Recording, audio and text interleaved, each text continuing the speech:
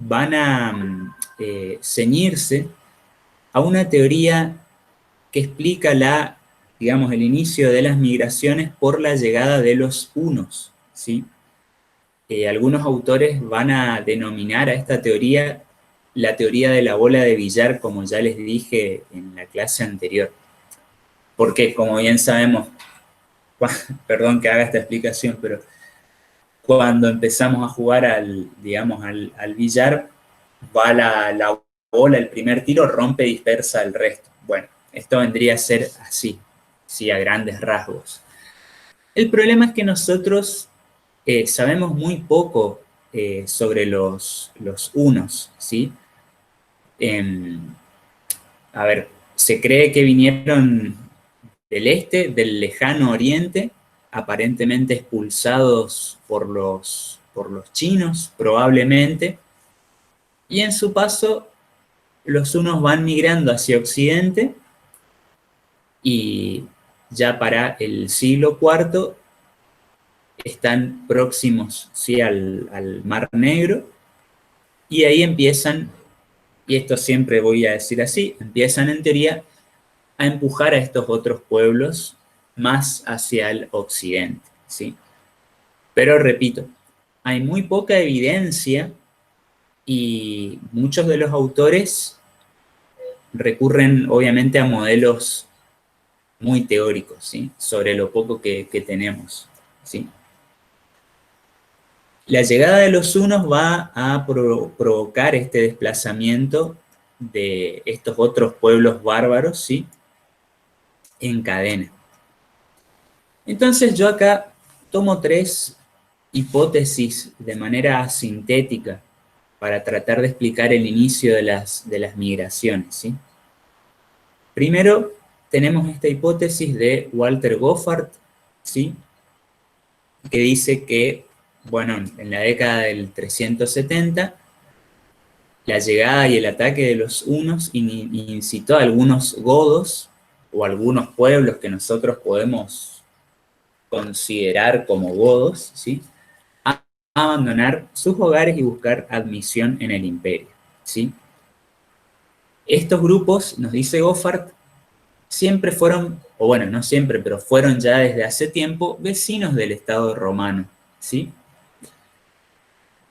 Y él nos va a decir que el espacio que habitaron estos grupos se había expandido entre el Mar del Norte y el Danubio, aparentemente desplazando a los provinciales romanos. Esto nos lo dice Goffard en su clásico Barbarian, en su clásico, casi me confundo, el Barbarians and Romans, The Techniques of Accommodation, ¿sí? Bien, otro de los autores que trató de explicar esto, otro de los autores más contemporáneos, ¿sí?, más actuales, ¿sí?, es Peter Heather. Él va a decir que para el 410 la mayoría de estos grupos ya había cruzado la frontera, ¿sí? Y nos va a hablar de que para él hubo dos fases principales en las migraciones. Una fase tuvo lugar entre los 70 y los 80 del siglo IV, entre 376 y 386 aproximadamente, cuando se produce el cruce del Danubio por los Terwingi, los tervingios, ¿sí?, y otros grupos que podemos englobar con la etiqueta godos, ¿sí? Con cuidado, eso después voy a explicar por qué.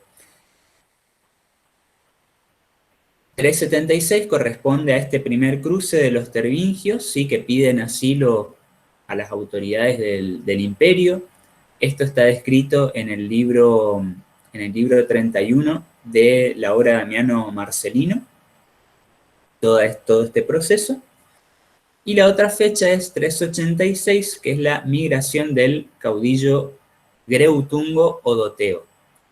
Esto aparece también en otras fuentes, aparece en Zósimo, ¿sí?, la descripción de la invasión de Odoteo, del intento de cruce del Danubio y cómo fue derrotado por las autoridades romanas.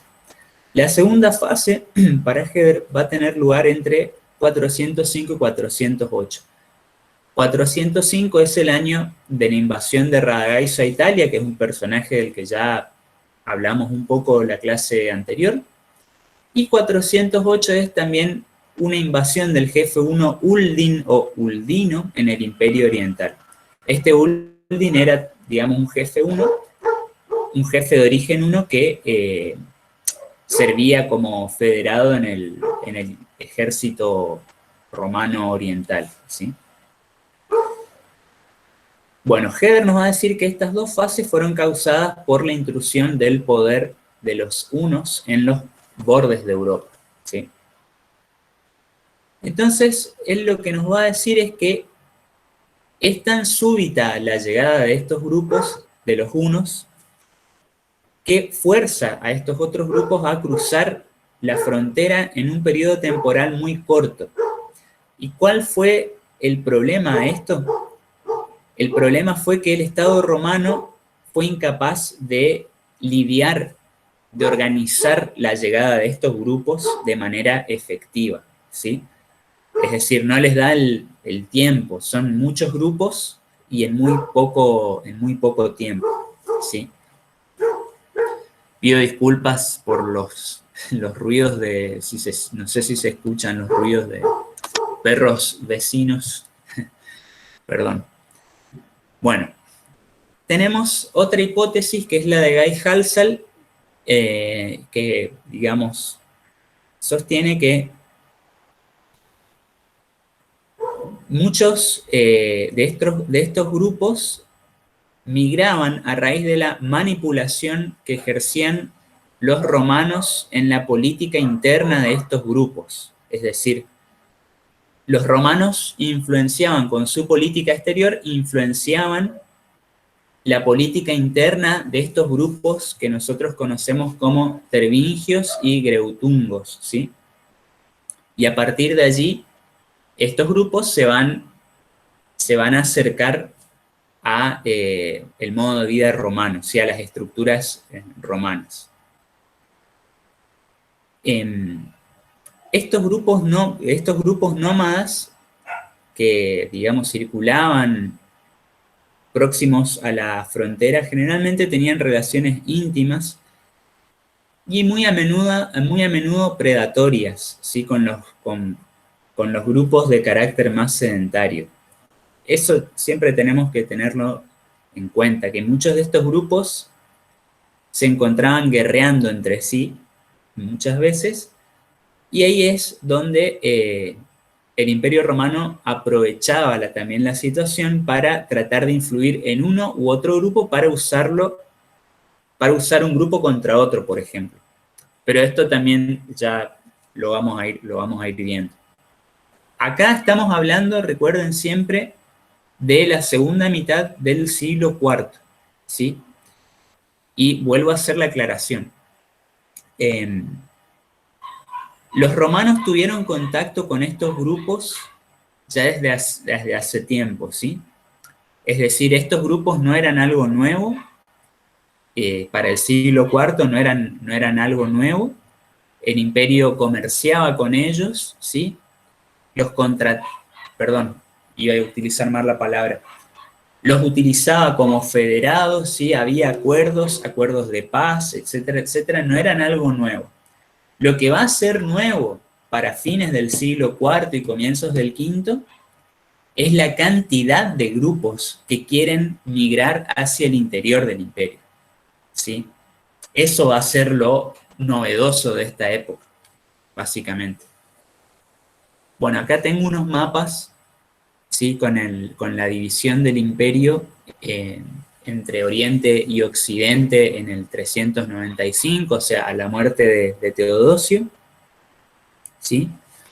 Podemos ver en el mapa cómo ya tenemos la frontera natural del imperio conformada por los ríos Rin y Danubio, perdón, y cómo ya cerca de la frontera tenemos a estos grupos. Fíjense, de occidente hacia oriente tenemos a los sajones, francos, alamanes, burgundios, los marcomanos, los cuados, ¿sí?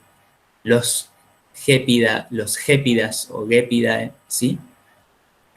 Y ya al interior del imperio tenemos un grupo de godos, ¿sí? Y acá hay otros grupos de godos, de érulos, y acá están los hunos, ¿sí? Ya en lo que prácticamente sería la actual Rusia, prácticamente. Acá tenemos otro mapa de comienzos, o sea que nos muestra la situación del imperio a comienzos del siglo V ya, ¿sí? Y va a ser similar. Es decir, tenemos la división en diócesis, provincias, prefecturas, diócesis y provincias, ¿sí? Y vamos a ver cómo los hunos están acá al norte del Mar Negro ya y al norte de la frontera natural, y tienen bajo su dominio a otros grupos como alanos, épidas, godos, otros grupos de godos. Vamos a tener también ya, como estamos hablando de comienzos del siglo V, a los visigodos instalados en las diócesis de Dacia y de Macedonia, ¿sí? Antes de su migración hacia Occidente. Y el resto, si vamos más hacia Occidente, ¿sí? Hacia el noroeste vamos a tener los mismos grupos, ¿sí? Marcomanos, los Bayubari, los cuados, los alamanes, burgundios, francos, etc. Ya acá en el norte de la Galia también están los francosalios instalados, ¿sí? Bueno, esto es la situación a comienzo del siglo VI. Esto lo vamos a ver después, con la conformación de los reinos. Y acá está el último mapa, el imperio de los hunos en su máxima extensión, alrededor del 450, esto es antes de la batalla de los campos cataláunicos, ¿sí? Y acá también podemos ver cómo entre los grupos que ellos habían sometido se encontraban los ostrogodos, gépidas, lombardos, érulos, ¿sí? En fin. Bien, vamos a hablar ahora un poco del impacto de las migraciones.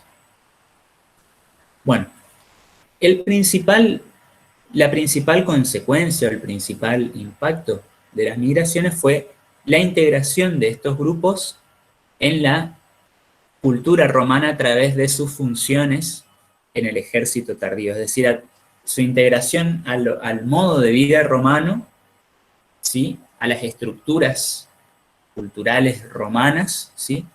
A través de este servicio en el ejército tardío. Normalmente nosotros vamos a encontrar las siguientes clasificaciones de estos grupos en relación al Imperio Romano o al ejército romano tardío.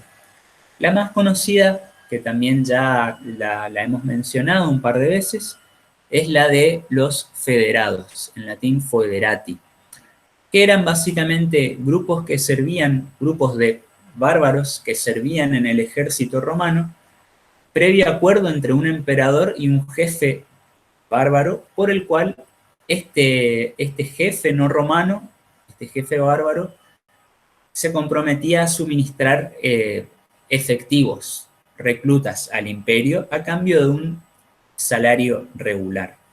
Esa es la categoría, si se quiere, más conocida, ¿sí? Vamos a tener otra categoría que es la de los limitanei ripenses, que eran también grupos de guerreros de origen bárbaro, que estaban a cargo del cuidado de las fronteras terrestres y fluviales del imperio. Vamos a tener otra categoría que es también, que creo que la mencioné en la clase anterior, que es la de los laeti o letos. Encontré una traducción al español que decía así, letos. Eran estos grupos también asentados dentro de las fronteras del imperio para trabajar la tierra, ¿sí? Y a cambio tenían que también proveer de reclutas para el ejército y mantener o cuidar, entre comillas, esa porción de la frontera. es decir, vigilar esa porción de la frontera. Y finalmente, una categoría bastante interesante es la de los bucelari, o también bucelarios o bucelarios en español, ¿sí? Que eran, podemos definirlo de manera sintética como una suerte de cuerpos de mercenarios. ¿Por qué? Porque servían de manera privada a personalidades, ya sea del ámbito militar como del ámbito civil del imperio. Es decir, servían tanto a oficiales militares de manera privada como a personal de la burocracia, ¿sí? Del imperio. Generalmente tenían la función de, digamos, guardaespaldas, ¿sí? Aunque también fueron utilizados como tropas de apoyo en determinadas campañas. Igualmente hay muchos trabajos sobre los bucelari, ¿sí? Porque el concepto viene.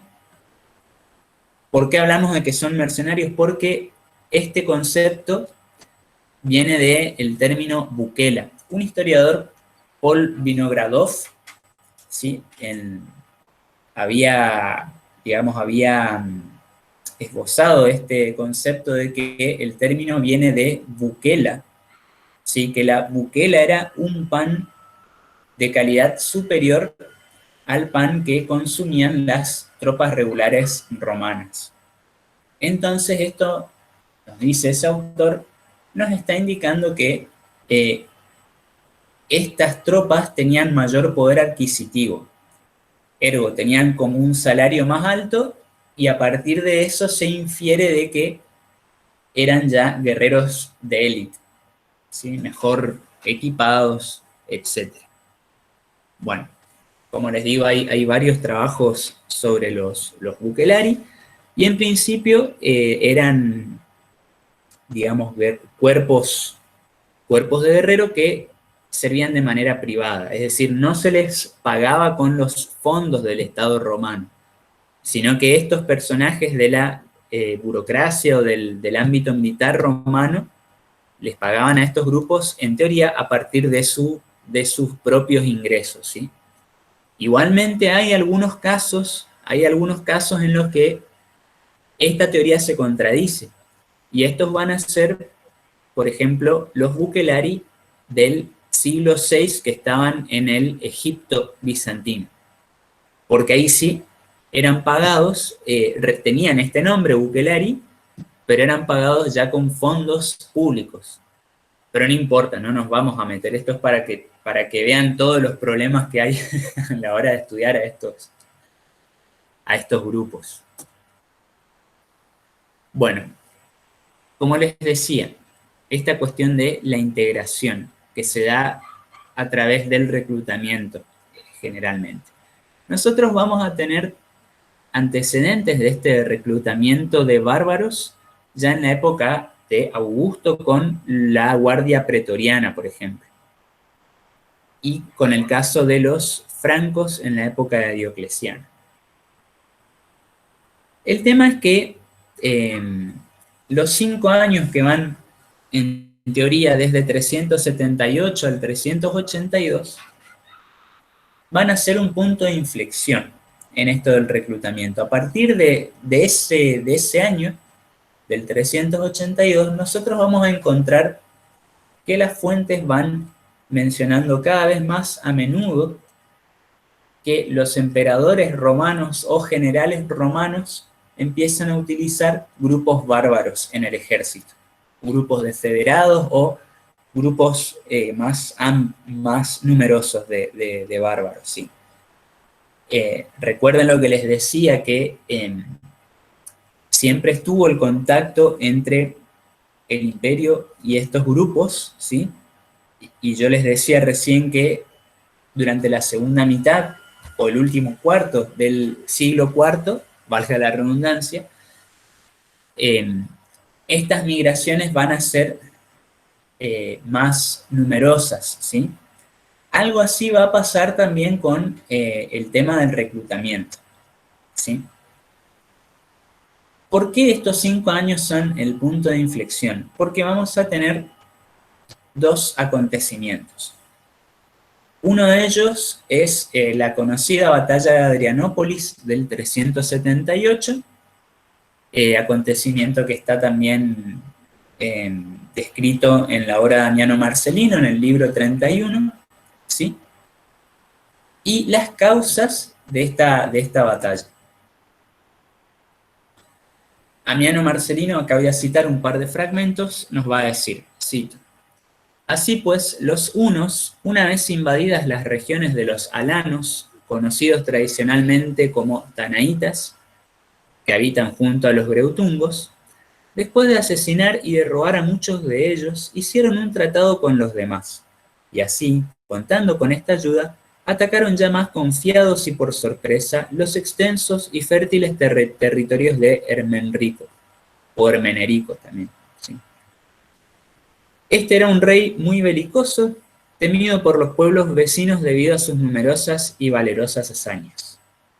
Y en otro fragmento nos va a decir: conducidos por Alavivo, ocuparon la orilla del Danubio y enviaron a Valente, o sea, al emperador Valente, mensajeros que suplicaron humildemente ser recibidos, prometiendo que llevarían una vida tranquila y que, si la situación así lo exigía, le prestarían ayuda militar.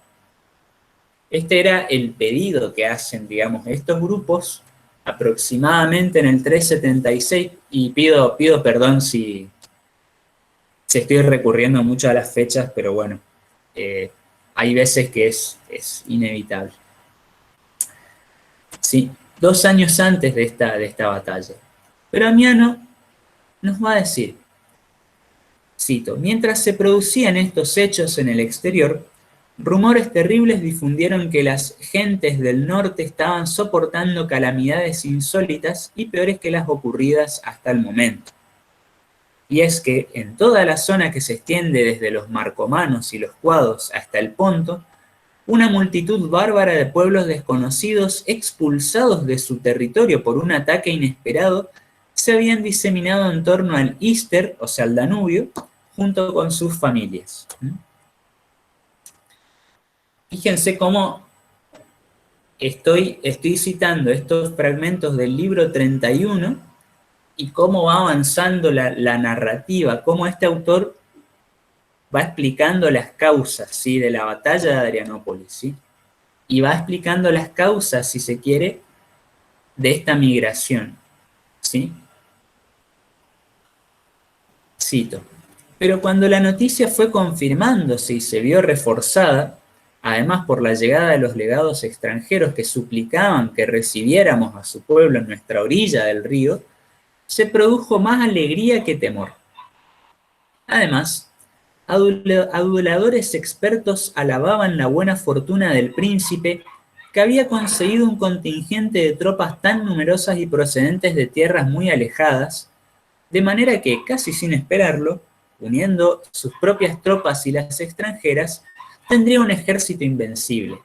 Y añadían que, aparte de la ayuda militar que las provincias aportarían anualmente, su tesoro se vería incrementado con una gran cantidad de oro.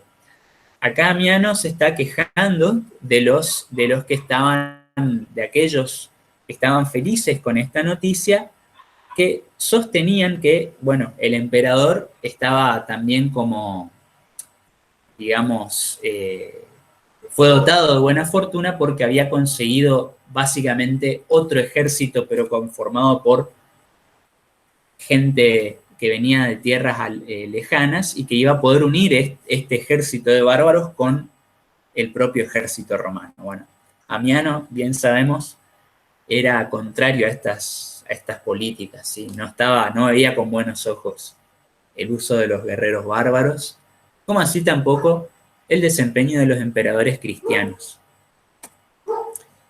Bueno, toda esta narración continúa en Amiano, no voy a seguir con eso, pero básicamente tiene lugar esta batalla porque estos grupos que pedían ingresar al imperio fueron a modo de síntesis, y el mismo Ammiano lo dice, fueron maltratados, por decirlo de alguna manera, por los oficiales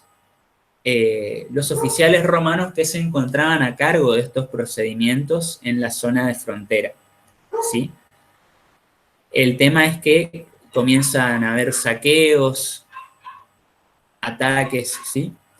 Y finalmente se llega a esta batalla en la que, digamos, perece el mismo emperador Valente, ¿sí? Y básicamente es derrotado el ejército romano. Fue como una derrota sin precedentes hasta el momento, ¿sí? Porque también siempre se tenía en mente esta cuestión de que los bárbaros eran poco organizados, etcétera, etcétera. O sea, todavía circulaban estos estereotipos anteriores, ¿sí? Y acá, bueno, vencieron al ejército romano, siguieron llevando a cabo saqueos e incursiones hasta que finalmente Teodosio, digamos, el emperador Teodosio, que tampoco pudo, o sea, no es que no pudo, iba a decir, tampoco pudo lidiar de manera efectiva, no es que no pudo hacerlo, lo que pasa es que Teodosio tenía que reconstruir este ejército romano que fue aniquilado, básicamente, ¿sí? Entonces él llega a un acuerdo de paz con estos grupos, que es el famoso tratado del año 382, del cual tenemos alguna que otra mención en alguna que otra fuente, pero no hay nada preciso, ¿sí? Entonces los historiadores, sobre todo Guy Halsall, bueno, muchos historiadores hicieron esto, hicieron como una reconstrucción de qué habría significado este acuerdo, ¿sí? Por eso lo tomamos con pinzas, ¿sí? En primer lugar, digamos, de acuerdo con este tratado, era la primera vez que uno de estos grupos era admitido dentro de las fronteras del imperio y se le otorgaban tierras para asentarse. En teoría, la estructura social de estos grupos permanecía intacta, ¿sí?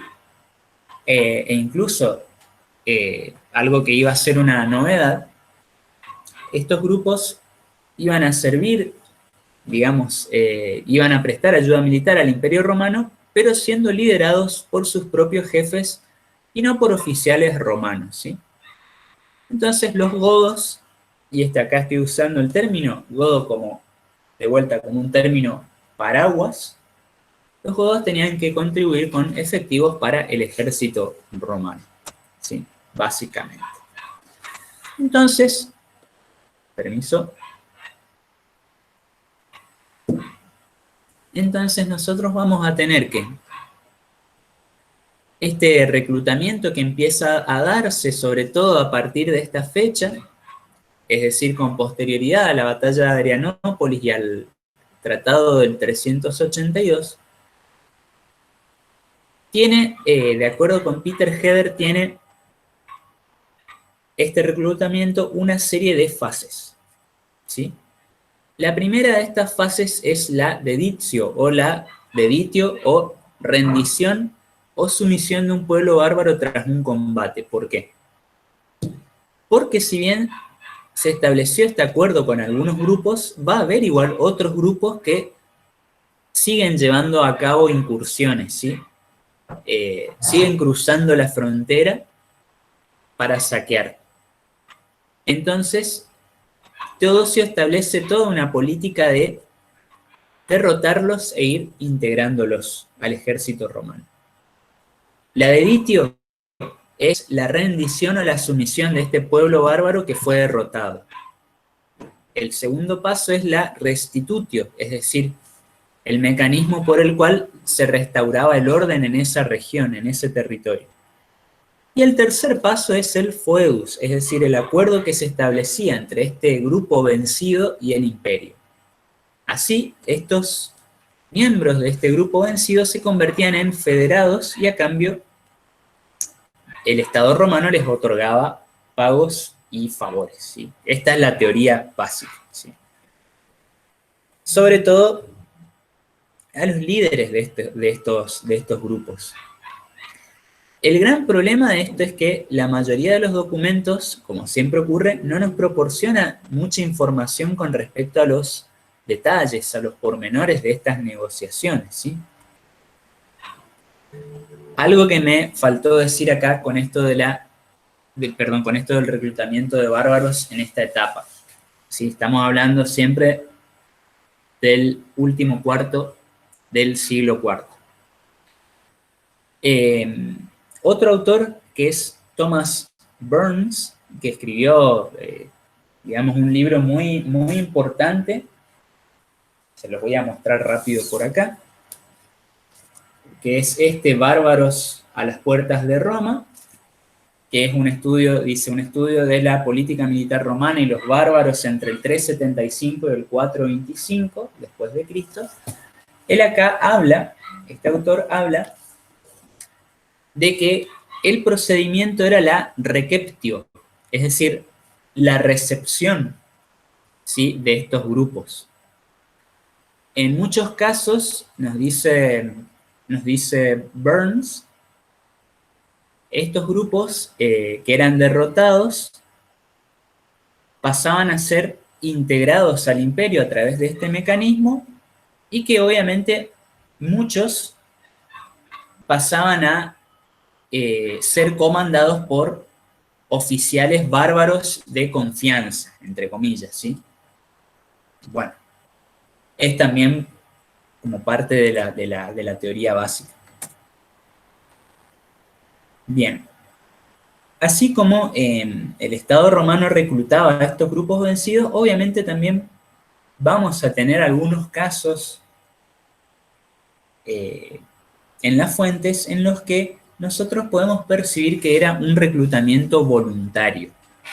Obviamente, o sea, hubo grupos que también se acercaban a la frontera y a los oficiales romanos pidiendo, ¿no?, pidiendo ser parte del ejército romano tardío, ¿sí? El tema es que son escasas las menciones a este reclutamiento voluntario, ¿sí?, en las fuentes. Y tenemos este reclutamiento que tiene lugar después de revueltas o desórdenes en ciertos territorios, que es lo que les acabo de explicar ahora, con este reclutamiento que es uno de los más característicos y se daba después de todo este proceso de deditio, restitutio y foedus, que es básicamente el reclutamiento por excelencia que se da con estos grupos godos después de la batalla de Adrianópolis y en las vísperas del acuerdo del 382. Es decir, volviendo al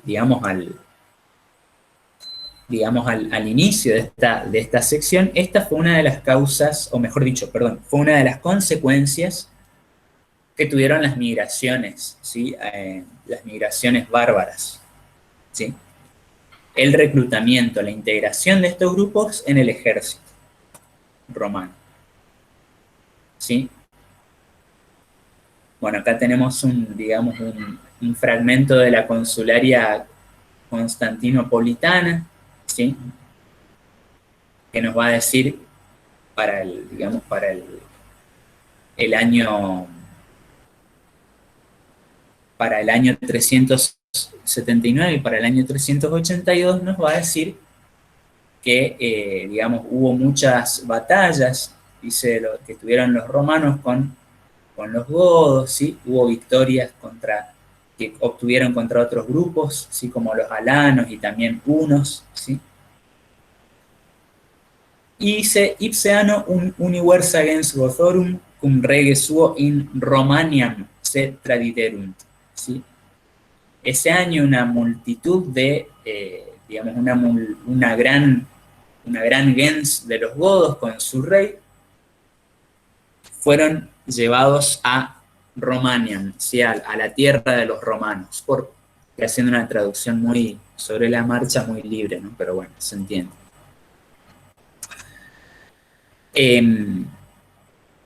Después tenemos la obra de Orocio, que ya también la cité la clase anterior, la historia contra los paganos, que nos va a decir, cito, y poniendo toda su confianza en la ayuda de Cristo, venció, agrediéndole sin parar en muchas y singulares batallas, a los pueblos escitas, enormes en número y temidos por todos nuestros antepasados, pueblos dejados a un lado, incluso por el famoso Alejandro Magno, según atestiguan Pompeyo y Cornelio, y que ahora, tras la desaparición del ejército romano, estaban equipados con caballos y armas romanas. En una palabra, venció a alanos, hunos y godos.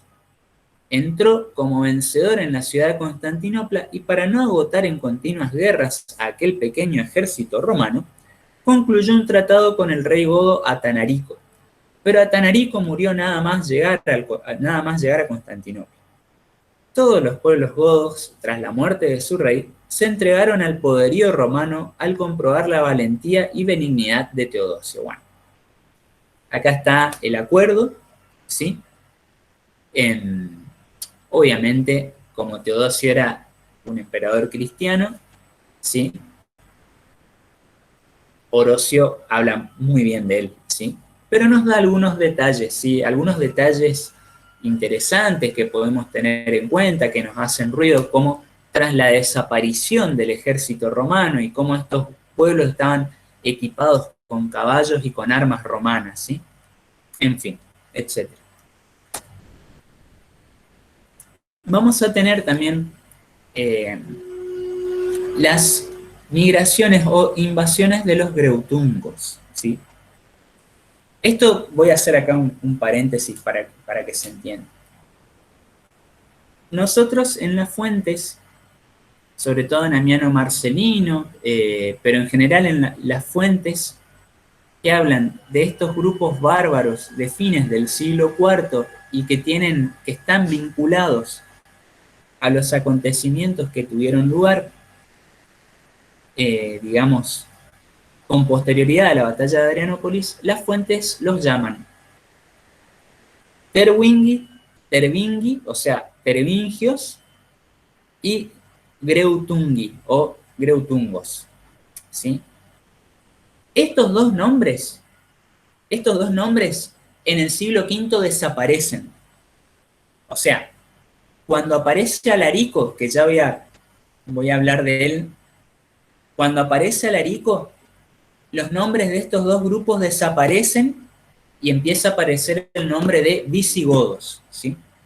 Hay una teoría que decía que los tervingios eran los antepasados de los visigodos y que los greutungos son como los antepasados de los ostrogodos, ¿sí?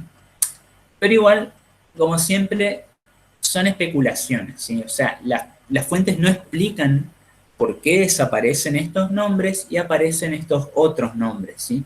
Pero hago esta aclaración para, digamos, para que se entienda de quién estoy hablando, ¿sí? Esto de los greutungos. Vamos a tener un fragmento de Zósimo. Acá otro paréntesis. Zósimo es un autor que dio a conocer su obra en el siglo VI en Constantinopla. Aparentemente era un partidario de la antigua religión pagana. Tampoco veía con buenos ojos el uso de grupos bárbaros, ni el accionar de los emperadores cristianos. Pero el tema es que la obra de Zósimo es bastante rica, pero está analizando hechos que ocurrieron mucho tiempo antes de la época en que él escribió. Él habría usado, no es que habría, se comprobó, usó los fragmentos de la obra de otro historiador clasicista que fue Eunapio de Sardes, ¿sí? Hago este paréntesis para que se entienda un poco. El tema es que la obra de Zósimo, como les digo, tiene bastante información sobre estas situaciones, ¿sí? Que, como siempre, uno tiene que usarla con cuidado. Vamos a ver un fragmento, cito. Por esas mismas fechas irrumpió al otro lado del Danubio cierto pueblo escita desconocido a todos los nómadas de la zona. Los bárbaros de aquella región los llamaban grotingos. Atravesaron fácilmente entre los bárbaros que hallaron en su camino y consiguieron llegar a la orilla misma del Danubio, donde pidieron que se les permitiese atravesar el río. Pero Prómoto, a quien se había encargado el mando de las legiones de la zona, alineó sus tropas en un frente muy amplio a lo largo de la orilla, cerrando el paso a los bárbaros. Se produjo una gran mortandad. Entonces Prómoto llamó al emperador Teodosio para hacerlo partícipe de su victoria. Teodosio, una vez contempló la multitud de los prisioneros y la magnificencia de los despojos, dejó libres a los prisioneros y los obsequió con regalos, incitándolos por tal gesto de humanidad a pasarse a su lado. Habían de serle, por lo demás, útiles en la guerra contra Máximo. Bueno, acá comenta cómo Teodosio favorece a estos grupos. Esto es como una crítica que está haciendo, ¿sí? Que contra el emperador, que Zósimo está haciendo contra Teodosio, porque en vez de seguir reteniéndolos como prisioneros, los liberó y los pasó a su lado con regalos, etc. ¿Sí? Pero Zósimo nos dice también que les serían útiles en la guerra contra Magno Máximo, que fue uno de los usurpadores. ¿Sí? Fue un general, uno de los usurpadores, digamos que intentó obviamente proclamarse Augusto. ¿Sí? Bueno, tenemos acá un fragmento otra vez sobre la invasión de Radagaiso. Quería ver por cuál diapositiva iba, cómo estaba de tiempo. Bueno, de vuelta, la historia nueva de Zósimo nos dice, hago otro paréntesis, acá estamos ya hablando con Radagaiso, ya estamos hablando de comienzos del siglo V, ¿sí? Ya estamos hablando del 405. Cito. Pero mientras Alarico aguardaba dispuesto a cumplir sus órdenes, Rodogaiso, al frente de 400.000 bárbaros procedentes de los pueblos celtas y germanos del otro lado del Danubio y del Rin, se puso en movimiento para pasar a Italia. Estilicón, después de hacerse con todo el ejército estacionado en Tesino de Liguria, que sumaba un total de 30 unidades, y con cuantas tropas aliadas procedentes de Alanos y unos pudo conseguir, sin aguardar el ataque del enemigo, cruzó el Danubio con todo su ejército. Y este es el fragmento que yo les cité la clase pasada. Cayendo inesperadamente sobre los bárbaros, exterminó en generalizada masacre a la totalidad del ejército enemigo, suerte que no quedó ninguno de ellos, salvo unos pocos incorporados por él mismo, por Estilicón, a los aliados de Roma. Bueno, acá obviamente tenemos estos típicos topoi del género, es decir, que estos bárbaros eran innumerables. Dice que eran 400.000 bárbaros, que es muchísimo, es una cifra muy, muy inflada, ¿sí? Y nos dice también que eran procedentes de los pueblos celtas y germanos del otro lado del Danubio y del Rin, ¿sí? Perdón. Eran una mezcolanza de estos celtas y germanos, ¿sí? No importa quiénes eran, ¿sí? Eran muchos. Y bueno, esta es la visión que nos da Zósimo, ¿sí? Que Estilicón derrota a estos grupos. Estilicón era un general romano, era el que controlaba efectivamente la mitad occidental del imperio durante el gobierno del emperador Honorio, ¿sí? Digo, efectivamente era la personalidad que ejercía en verdad el poder allí, ¿sí? Y nos está hablando también ya de Alarico, que Alarico estaba sirviendo al ejército romano, ¿sí? Porque dice, pero mientras Alarico aguardaba dispuesto a cumplir sus órdenes, o sea, los visigodos ya estaban a las órdenes de los romanos en la época de Estilicón, ¿sí? Bueno, Orocio, de vuelta, dice, Radagaiso el más cruel con mucho de todos los enemigos antiguos y presentes, invadió toda Italia en un repentino ataque. Dicen en efecto que formaban parte de su pueblo más de 200.000 godos, otra vez una cifra muy elevada. aparte de esta increíble multitud y su indómito valor, era pagano y escita. ¿Sí?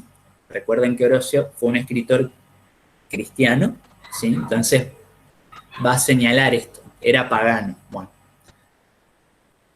Se presentan para ayudar a los romanos Uldín y Saro, generales de los hunos y de los godos. ¿Sí? Este Saro era otro jefe godo que, digamos, estaba al mando de guerreros federados, ¿sí? Y se dice que hicieron cautiva a tan gran multitud de godos que se vendían por todas partes rebaños de personas por sendas monedas de oro, como las más baratas cabezas de ganado. Bueno.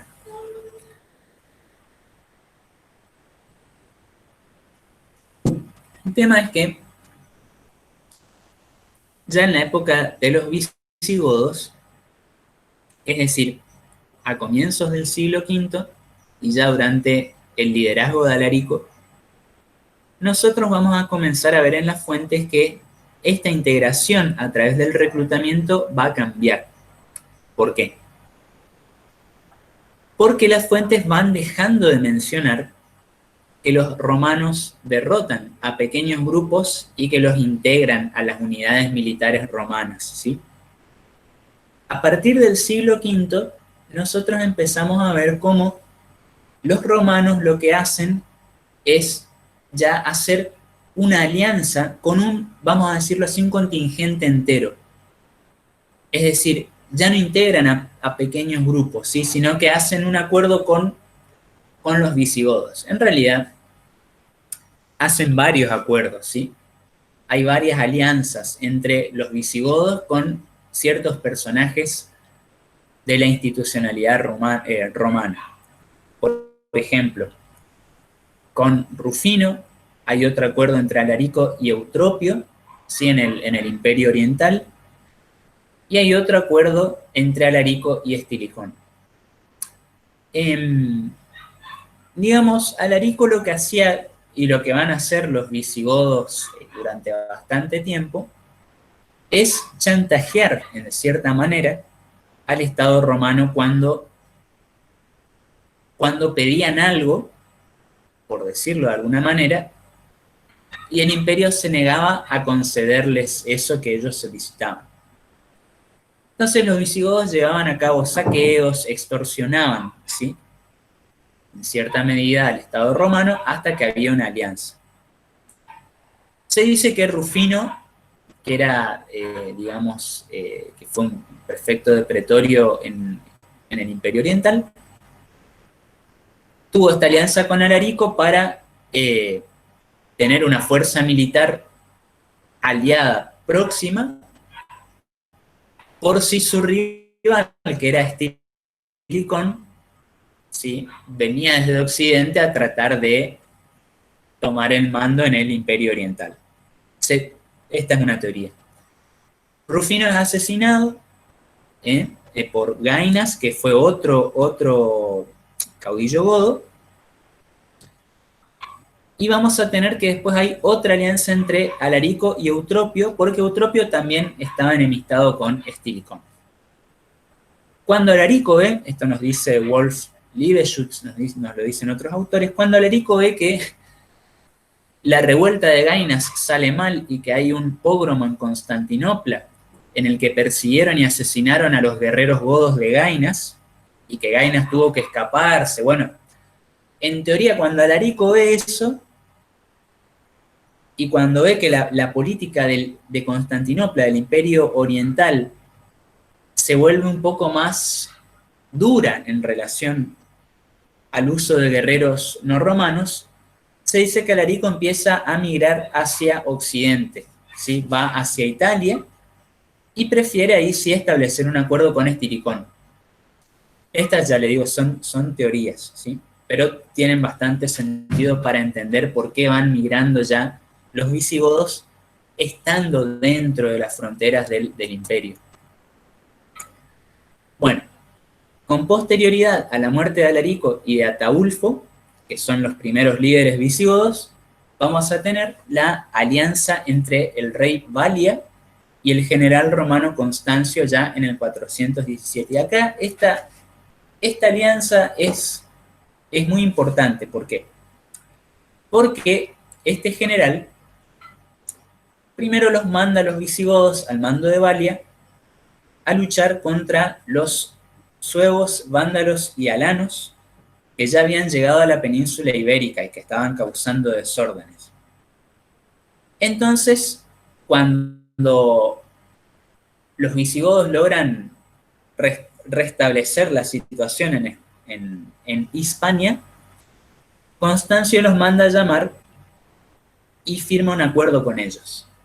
Y les proporcionó granos y les proporcionó tierras para establecerse en la Galia. ¿Sí? Esto es lo que nos dice Idacio, que también, digamos, es un autor que escribió desde Hispania. Tenemos la crónica de Idacio, editada por Burgess, supongo que se pronuncia. Y si bien él dio a conocer esta obra un poco más tardíamente, entre el 460, alrededor del 460, lo hizo desde Hispania y habría tenido acceso a testigos que vieron esto, ¿sí? La llegada de los visigodos, por ejemplo.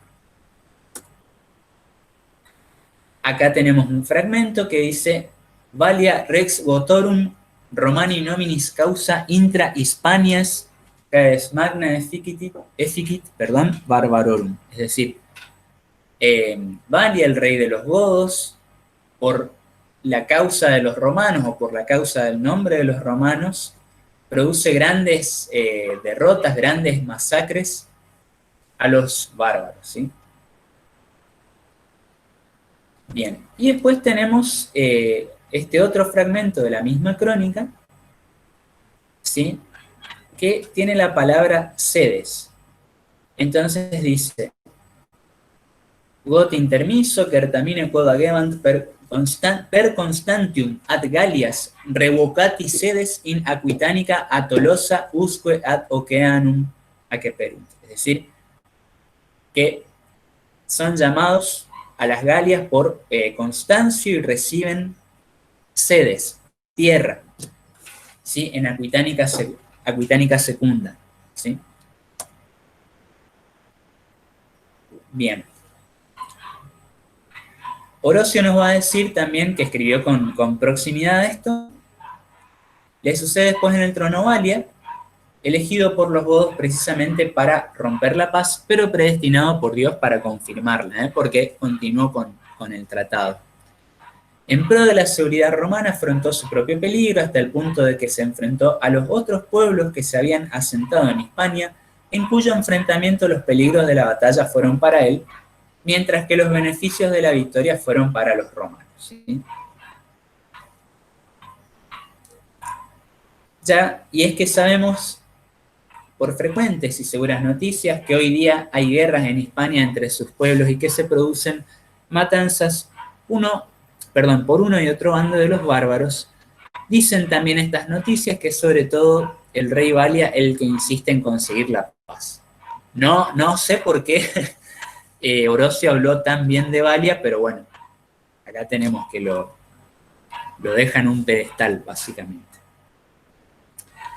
Escribiendo desde otro lugar, ¿sí? Y con otro tono, Olimpiodoro de Tebas menciona también este tratado que establecieron, digamos, los godos, los visigodos, con Honorio después de la muerte de Ataulfo. El tratado, lo que nos dice Olimpiodoro es que también recibieron grano a cambio y una parte de la Galia para trabajar la tierra, ¿sí? Aunque no especifica, o sea, el pasaje no indica si los godos podían efectivamente establecerse en ese territorio. Solo mencionan eso de trabajar la tierra. Bueno, también le permitieron a Gala Placidia volver, digamos, con el emperador.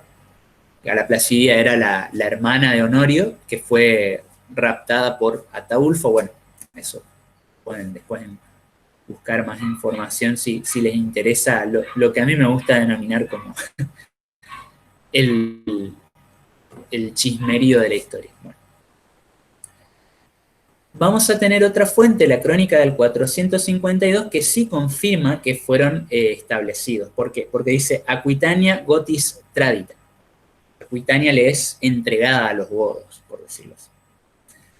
Y la crónica de Próspero de Aquitania, que nos dice, bueno, nos habla de esta cuestión de Placidia, ¿sí? La hija del emperador Teodosio, ¿sí? Que fue llevada de Roma por Ataulfo, etc. Y nos dice que Valia establece la paz con Honorio, ¿sí? Y que Placidia contrae matrimonio con Constancio. Bueno, este es el general Constancio.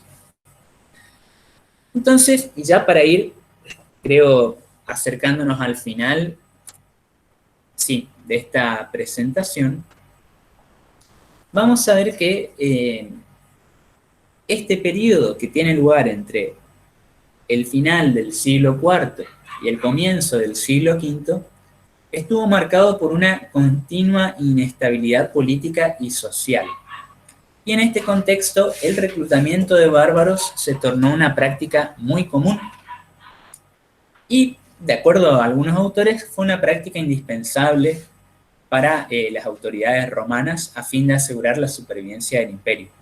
Piensen, como les decía recientemente, cómo ya durante la invasión de Radagaiso, los romanos lo tenían establecido a Alarico, cuidando ciertos territorios, por decirlo así, y después, un poco más, unos años más adelante, como este general Constancio envía a los visigodos como un ejército completo hacia Hispania para vencer a otros pueblos bárbaros, ¿sí?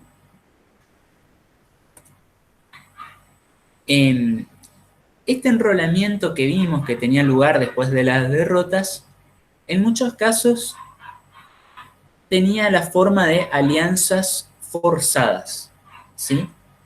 Es decir, estos grupos que eran derrotados no tenían otra opción sino proveer ayuda militar al imperio, ¿sí? Y tenían, por ende, que ajustarse a ciertas normas de la institucionalidad romana. O sea, pasan, si se quiere, de manera forzada a integrar la institucionalidad romana.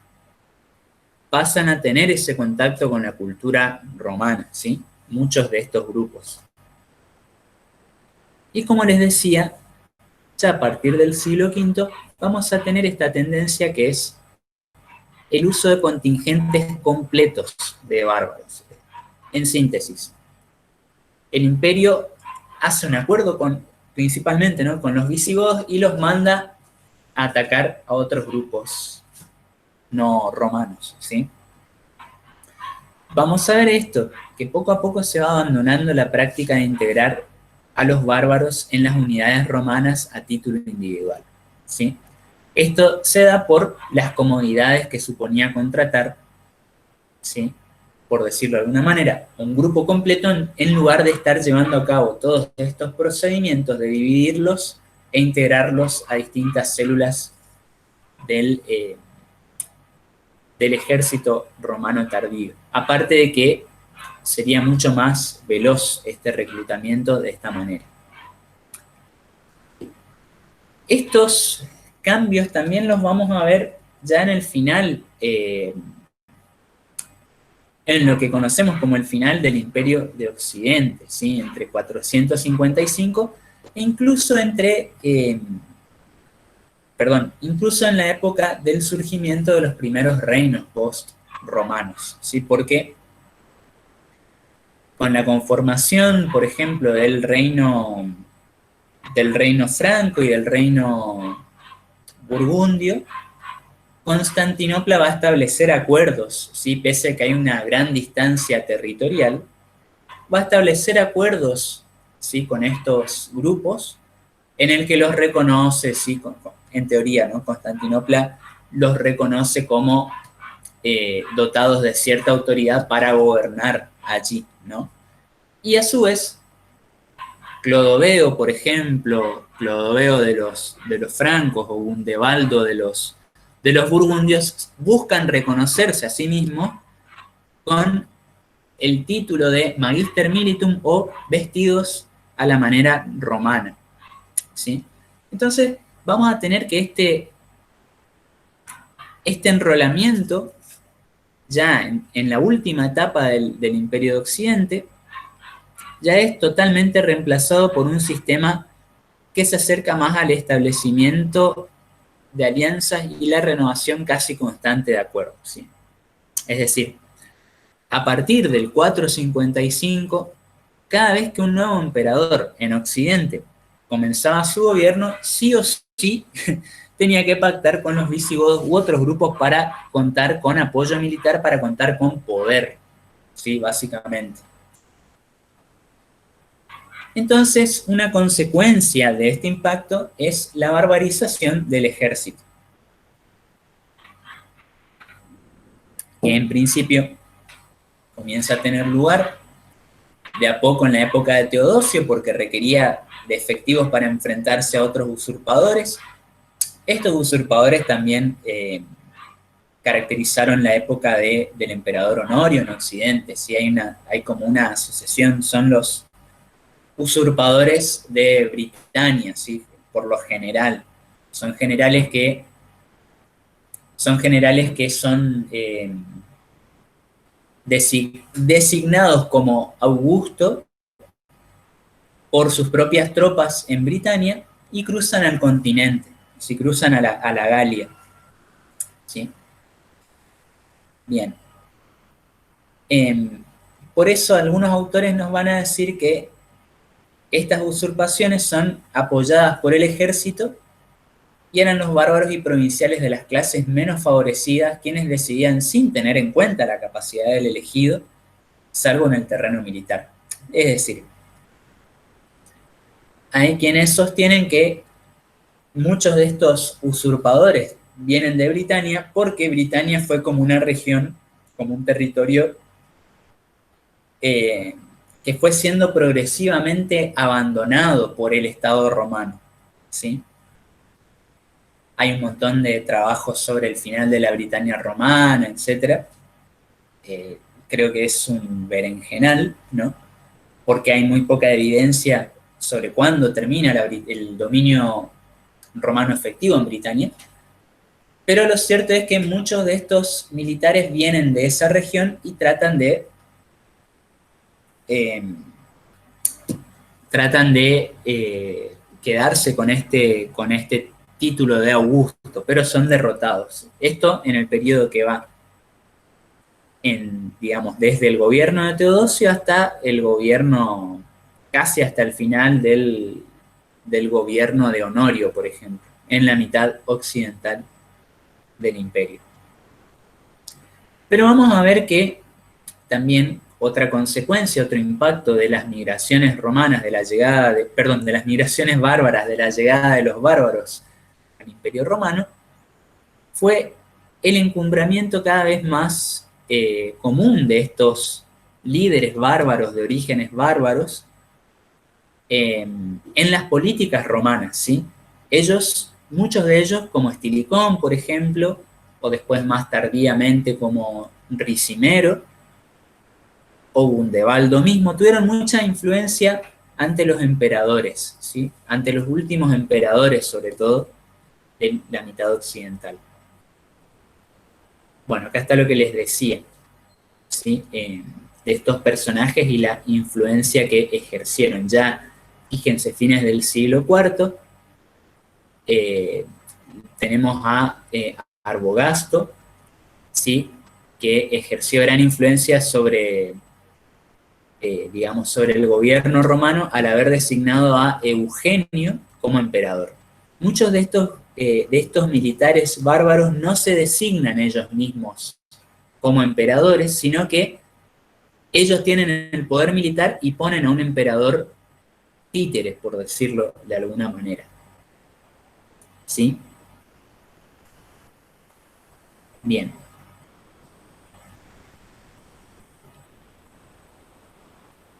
vamos a tener que también otras transformaciones que se dan con la llegada de estos grupos, ¿sí? Tienen que ver con las cuestiones sociales y económicas. Vamos a tener también que parte del, digamos, tuvieron un papel, tuvieron una cierta influencia en el desarrollo del sistema que nosotros conocemos como colonato, ¿sí? A partir también de estos, de las, digamos, correrías de estos grupos, vamos a tener una incontrolada política fiscal por parte de la burocracia romana, ¿sí? Va a haber también actividades de bandidaje, es decir, va a haber grupos de desertores romanos que van a colaborar con grupos bárbaros, ¿sí? Y obviamente desde el punto de vista económico, esto es lo que yo les decía, que con la llegada de estos grupos a la frontera, con el establecimiento de muchos de estos grupos en la frontera, como, digamos, como los Laeti, va a haber obviamente mayor demanda de productos de manufacturas romanas y van a ser beneficiadas en cierto sentido los puestos fronterizos y las ciudades aledañas a estos puestos fronterizos, ¿sí? Con el comercio de estas manufacturas. Esto es lo que yo les decía. Acá estos grupos intercambiaban, buscaban, digamos, ciertos artilugios, ciertos elementos de vestimenta romanos, ¿sí? Y asimismo, los bárbaros comerciaban con ámbar, con pieles, con esclavos también, ¿sí? Es lo que yo les decía que era un ambiente era un ambiente en el que se daba esta fusión, ¿sí? Estos puestos fronterizos, ¿sí? Se daba esta fusión de culturas, ¿sí? Y bueno, eso fue todo por hoy, así que se les cedo dejo de presentar y les cedo la palabra a Luján.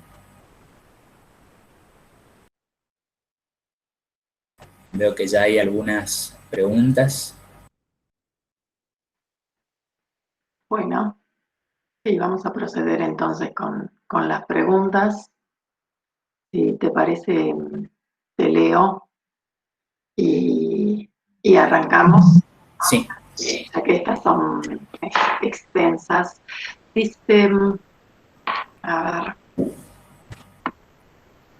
el saqueo de Roma en el 410 causó mucha conmoción en algunos intelectuales romanos.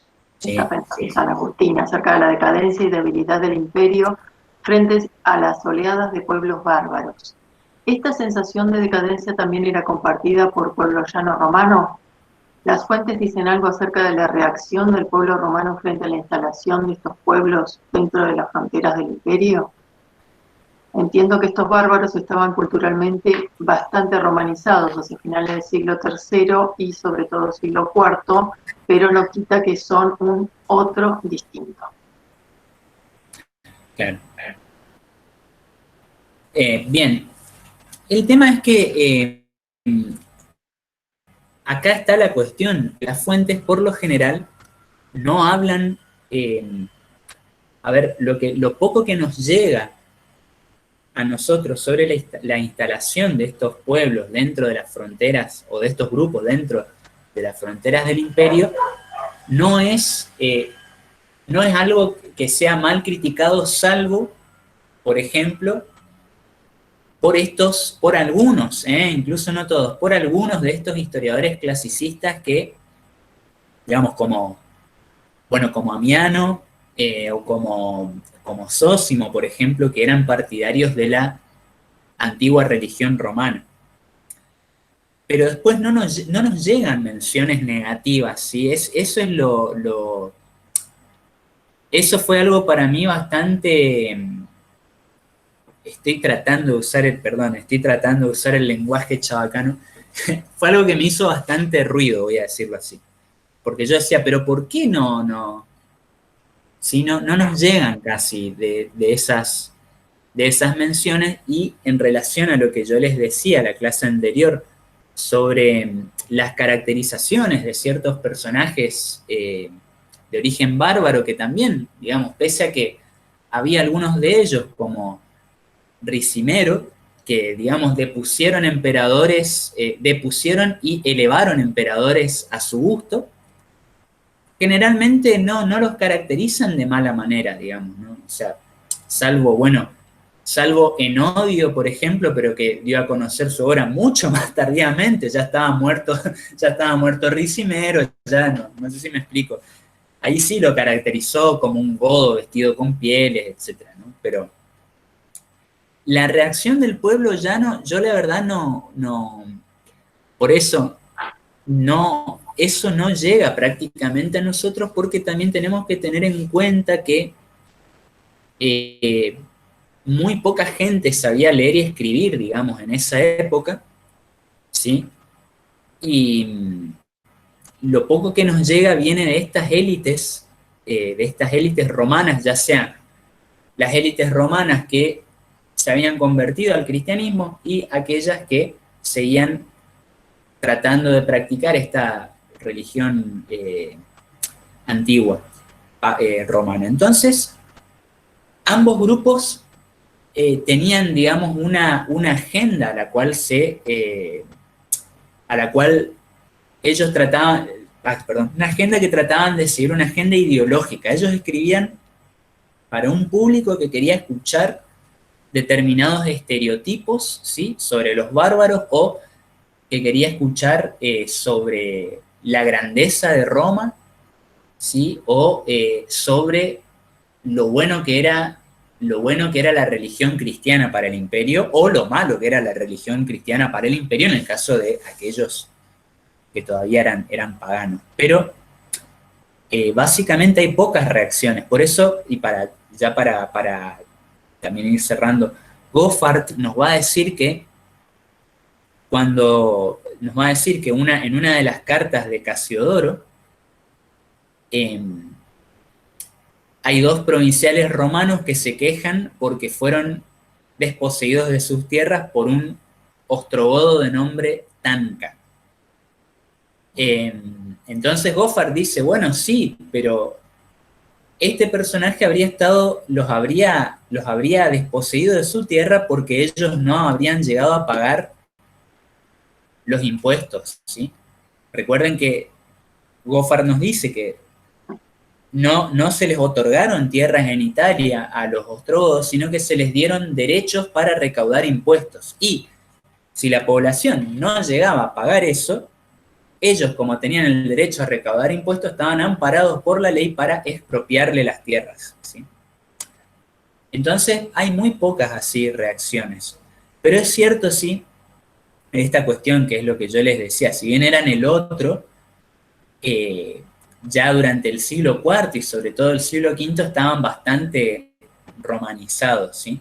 Y esto lo vamos a ver después en la clase siguiente, con el surgimiento de los reinos posromanos, cómo estos reinos tratan de adherirse lo más posible a las tradiciones administrativas y fiscales romanas, ¿sí?, en la medida de lo posible.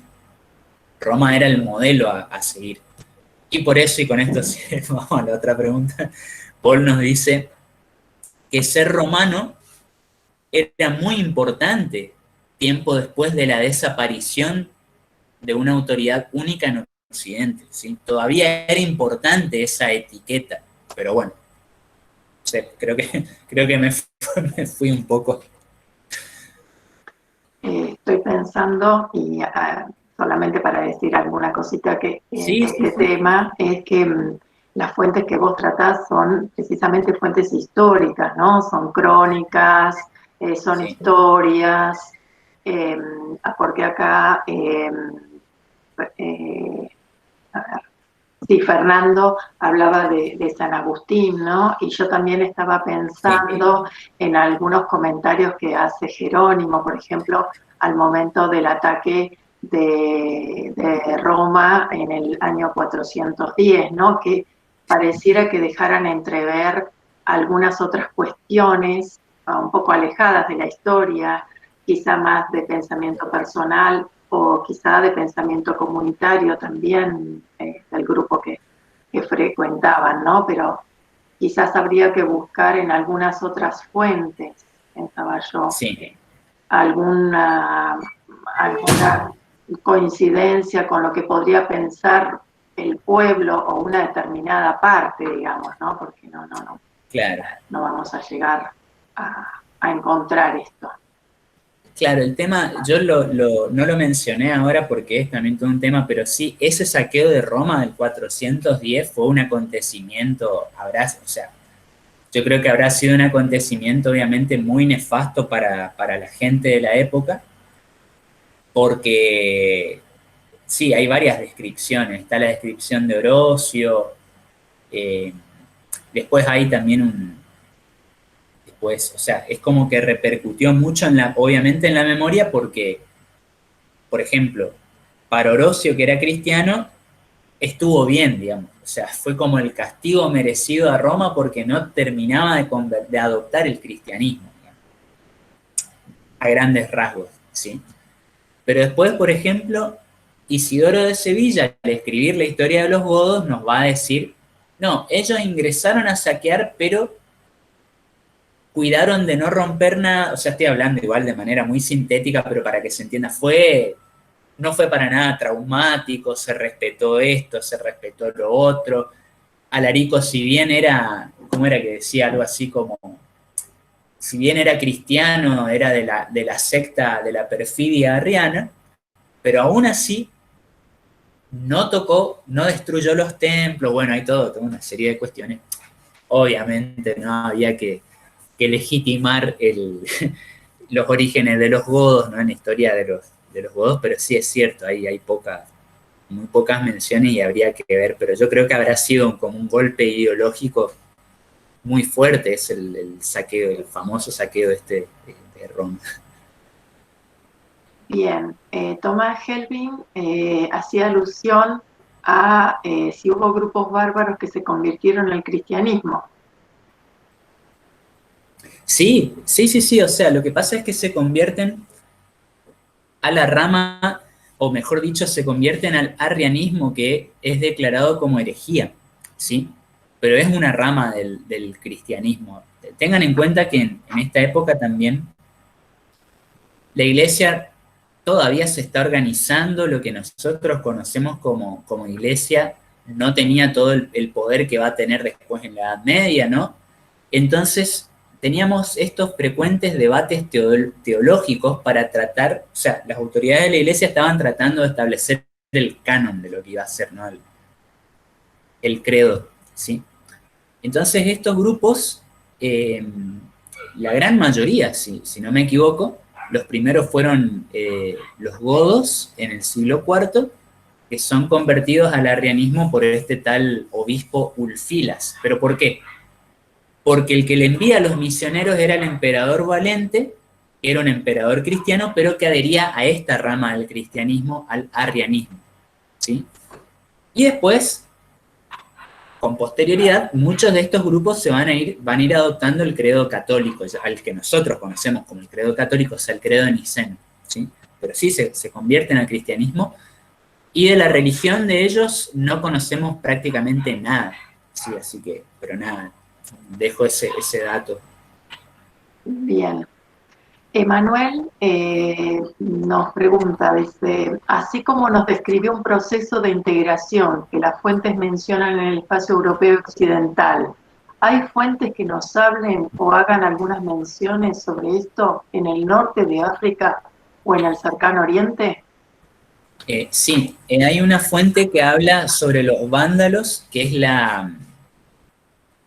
yo soy honesto, no la trabajé a esa fuente nunca todavía, que es la historia de la persecución de los vándalos de Víctor de Vita, que obviamente también por lo poco que leí sobre este documento es obviamente nos da una imagen muy nefasta obviamente del reino vándalo, lo poco también que sabemos de los vándalos que también fueron arrianos, pero persiguieron a los otros cristianos, por decirlo así, en el norte de África, ¿sí? Cuando ellos logran establecerse ahí. Y sobre Ya cercano Oriente, la verdad, no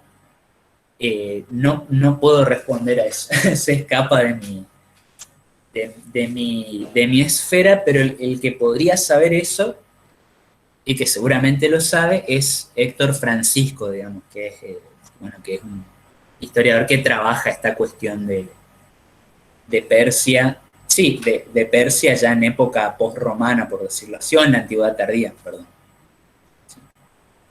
Yo no me Bien, meto por la duda. bien. Ítalo entonces pregunta, Lisamiano menciona a los burgundios y alamanes como grandes rivales en el siglo IV que competían por el control de las minas de sal ubicadas al este del Rin. ¿Se podría pensar que la rivalidad entre estos pueblos estuvo fomentada por Roma en una suerte de estrategia imperial de dominación? Así a grandes rasgos yo creería que sí, pero yo tendría que ver ese fragmento y habría que ver bien esto en contexto, pero sí hicieron eso los romanos con los grupos godos, por ejemplo, favoreciendo como siempre, a un grupo sobre otro, digamos, ¿no? Cuando los romanos veían que había un grupo que tenía más posibilidades de ser manejado o que tenía más posibilidades de ejercer un control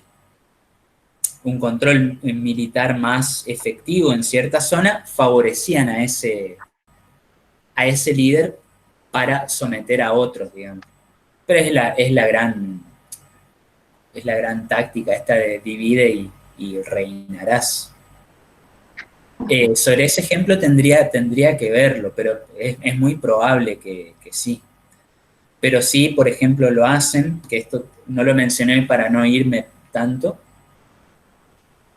Vieron que yo les dije que establecen a los visigodos en Aquitania en el 417, pero también establecen a grupos de alanos en proximidad, ¿sí? Y también hay otra mención, creo que eran grupos de gépidas establecidos en la misma región. Y lo que nos dice un autor, Burns, Vincent Burns, no es Thomas Burns el que le mostré el libro, hay otro Burns. Lo que nos dice Vincent Burns es que ¿por qué establecieron a todos estos grupos en esa región tan rica? Para que se controlen entre sí.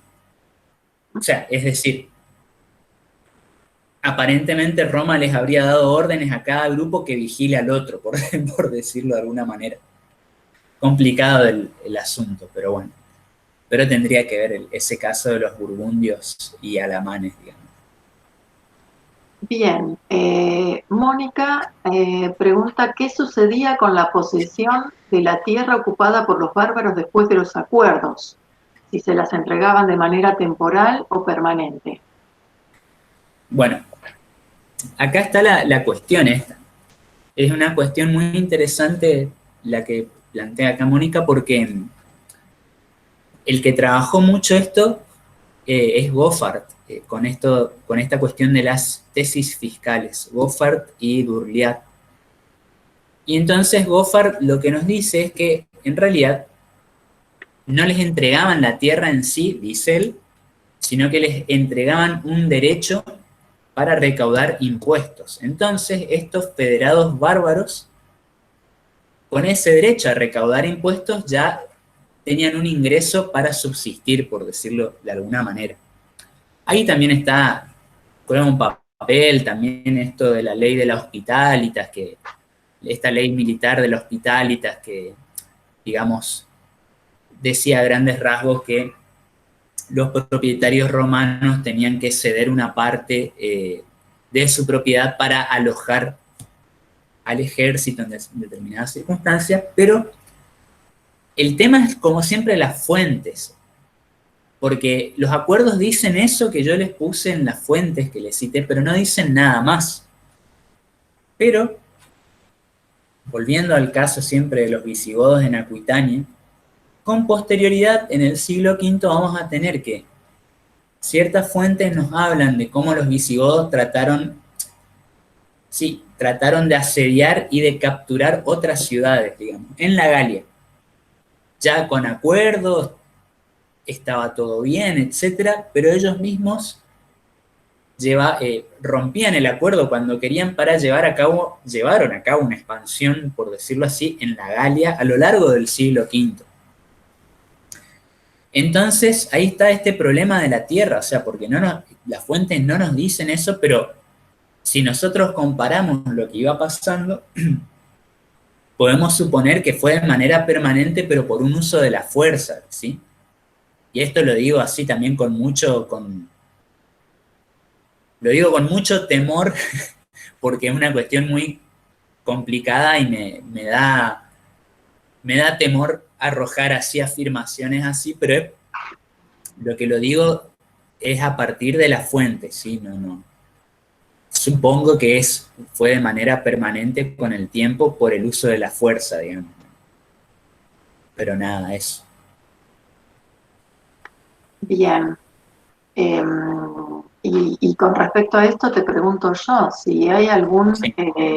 autor que hable bien acerca de estas cuestiones de los federados, de la Hospitalitas, es decir, de estas instituciones que mediaron, por decirlo de alguna manera, entre romanos y germanos, pero que implican estar dentro del territorio imperial, ¿no? Claro.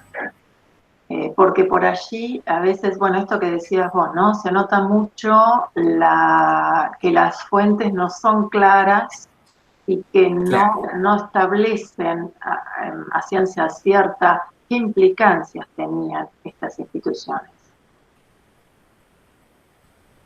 Y bueno, por eso, uno de los trabajos como siempre, o sea, que fue muy criticado fue, bueno, pero sigue teniendo vigencia, es el de Goffard, porque él es el que trata de reconstruir a través de los mecanismos fiscales, o sea, a través de las leyes y comparando con lo poco que nos dicen las fuentes, trata de reconstruir esto, pero a grandes rasgos llega a esas conclusiones. Igual fue muy criticado, obviamente, fue muy criticado y incluso yo escuché decirlo también a un historiador italiano, Paolo Tedesco, que él decía que esta tesis de Goffard se aplica bien a Italia, decía él, pero que para él, decían, para el resto no sabía si iba a ser, si era muy buena, decía él. Después, obviamente, Goffard tiene un artículo del 2006 en otro libro que se llama Barbarian Tides, Oleadas Bárbaras, en el cual él reformula un poco, trata de contrarrestar las críticas, porque piensen que el libro este salió en el 80, ¿sí? Que él trató de explicar, que él explica, digamos, la llegada y el establecimiento de estos grupos, no por una invasión violenta, sino por mecanismos legales y fiscales de la burocracia romana, base, así, a grandes rasgos, ¿no? Pero, sí, es complicado. Bien. Gastón dice que le gustaría comentar y aportar sobre el colonato, basándose en el texto de Wickham, la transición en Occidente de la antigüedad al feudalismo, de cómo las migraciones desde el siglo III de diversos grupos bárbaros afectaron latifundios productores del imperio, cercanos en su mayoría a las fronteras que no podían ser defendidos completamente por el imperio, dando así una crisis en la producción. Claro, sí, sí. Sí, bueno, Wickham tiene también tiene ese artículo, es muy bueno, y tiene también obviamente un texto muy bueno que es Framing the Early Middle Ages, que en español creo que tenía el título de algo así como una nueva historia de la Alta Edad Media, creo que era así el título, que es este librito gigante. No, pero es excelente, es excelente. Y él tiene un enfoque más marxista, por decirlo así, y obviamente trata de reconstruir también todos estos procesos, ¿no? de cambio socioeconómico que se dan ya desde el siglo IV. Pero sí, sí, sí, esta cuestión del colonato. Bien, Esteban, bueno, también consultaba sobre la posibilidad de las fuentes de representar el pensamiento popular del pueblo llano. Ya nos has planteado las dificultades que tiene. Gastón dice que produjeron en un proceso prolongado la caída del sistema esclavista, ya que los arrendatarios no podían sustentar la mano esclava al sistema feudal, y la modificación del sistema fiscal retomada por los mismos bárbaros. Claro.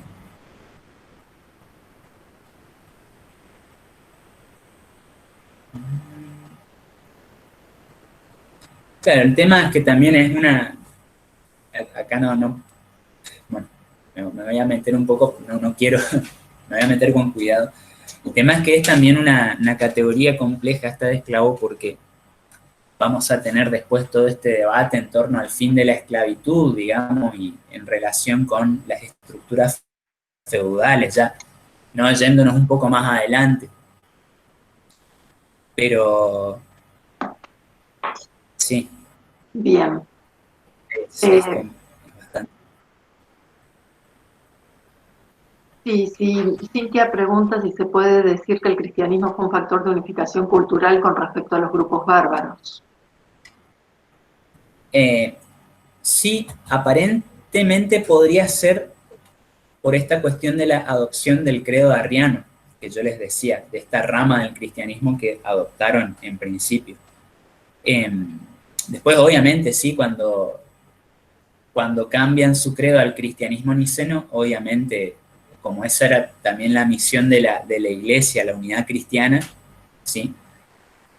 Pero, por ejemplo, en relación a las primeras conversiones que se dan en torno al arrianismo, hay un texto, ya creo que 6 años, un texto que se llama Arrianismo,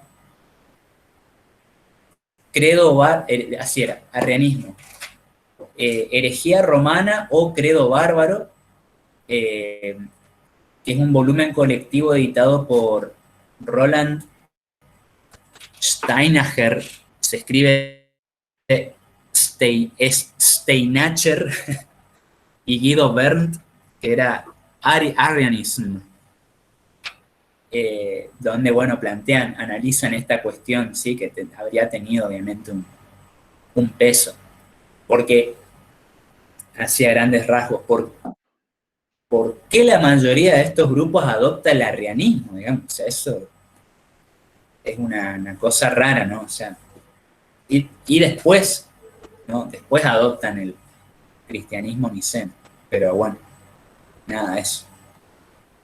Bien. Bueno, no, y Fernando aseguraba que si desde las fuentes producidas por la élite se podía llegar a observar las consecuencias que tuvieron estas oleadas en la cotidianidad del pueblo romano. Claro, desde ya uno puede inferir, digamos, ¿no? O sea, con las menciones, o sea, con todos los cuidados que hay que tener, toda la desconfianza, ¿no? Que, bueno, obviamente si lograron, digamos, saquear la famosa, la Roma eterna, digamos, ¿no? O sea, como les decía, habría sido una consecuencia nefasta, y si bien algunas fuentes o nos dan pocos detalles u otras fuentes nos dan más detalles, siempre hay que tener cuidado por las intencionalidades de cada autor, pero sí, uno puede inferir, digamos, una guerra nunca es, o sea, a grandes rasgos, la población habría sufrido mucho, yo creo eso, ¿no? O sea, no. Pero acá hay algo que se me viene a la mente, lo que habría que ver, que es algo que bueno, yo no lo hice todavía, ahora me acordé, en relación a la fuente, sería ver qué nos queda de inscripciones epigráficas, digamos, que es algo que por lo general, bueno, no es por lo general, no dije nada de eso, pero que es algo que por ahí no se usa tanto en comparación con las fuentes ya narrativas, históricas, como decías vos, Luján, o geográficas, etc. No digo que no se usen, pero es algo que habría que revisar quizás y ahí quizás podamos encontrar algo más. Muchas de estas inscripciones están obviamente editadas ya desde hace décadas en una colección que era el Corpus Inscriptionum Latinarum, creo que era, que bueno, hay algunos volúmenes que están digitalizados y se puede acceder de manera gratuita, se pueden descargar los PDFs, y hay otros que obviamente no están digitalizados y está todo organizado por regiones incluso. Ejemplo, había un volumen que tenía todas las inscripciones de, por ejemplo, no estoy hablando de manera muy burda, pero las inscripciones de Italia de tal a tal periodo, las inscripciones de la Galia, bueno, así. Pero son muy costosos, obviamente, pero sé que hay algunos que están digitalizados. CIL es la abreviatura. Por ahí en los textos van a encontrar como CIL y el número de la inscripción. 6.700 tanto, qué sé yo, por ejemplo. Bien. Y Tomás se pregunta si tras la caída de Roma se buscó rearmar o restaurar el imperio. Claro, o sea, tras la desaparición, ¿sí?, del Imperio de Occidente, los que van a tratar de restaurar el imperio son los del Imperio de Oriente, Justiniano sobre todo, con sus campañas de reconquista, que bueno, lo logra parcialmente y a un precio muy alto, ¿no? Porque con todas esas campañas militares como que él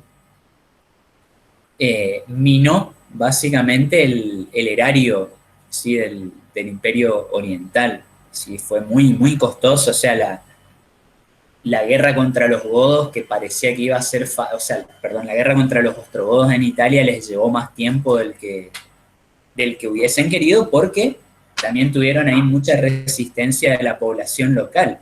¿Por qué? Porque ellos venían, en teoría,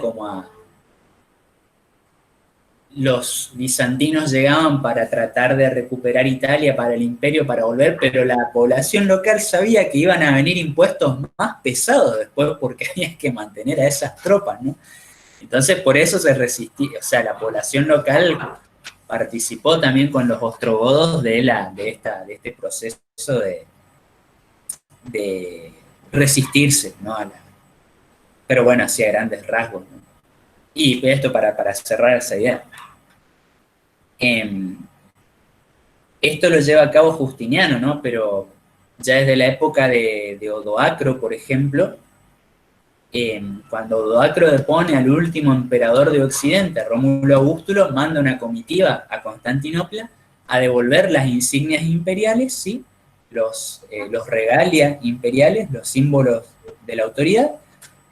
Y bueno, esto nos lo dice Malco de Filadelfia, que bueno, en la comitiva le dice al emperador, no hay necesidad de que envíe otro Augusto a Occidente. Nosotros vamos a gobernar en su nombre, no hay problema. Una cosa así a grandes rasgos, ¿no? Y bueno, pero en teoría, Zenón planeaba, obviamente, recuperar eso, intentó, por eso después los manda a los ostrogodos, también como para deshacerse del problema de los ostrogodos en Constantinopla, lo manda a Teodorico para que lo deponga Odoacro y gobierne en nombre de él, digamos, ¿no? Pero siempre comprando tiempo para algún día enviar un ejército más poderoso para tratar de recuperar Italia. Pero bueno, eso. Bien, bueno, hasta aquí son las preguntas. Por supuesto están las felicitaciones. Muchas gracias por la clase, muy interesante. Bueno, todas estas cuestiones de excelente la explicación, bueno, y todas estas cosas. Bueno. Yo les agradezco a todos por estar presentes y bancarse escuchar todo esto, que es como el único momento en que yo puedo hablar de esto que me gusta mucho. Les agradezco a todos. Bien, bien. Bueno, entonces damos por finalizada la clase de hoy y los esperamos el miércoles que viene a las 11 de la mañana, 11 menos 10 y pueden empezar a conectarse, menos cuarto ya estamos, así Sí. no nos amuchamos en el último momento. Y bueno, los esperamos en la próxima clase. Entonces. Fernando, muchas gracias. Muchas gracias, Luzmeli. Muchas gracias a vos, Luján, a David, a todos, como siempre, por la invitación y la organización. Así que, bueno, nos veremos el próximo miércoles. Bueno, nos vemos.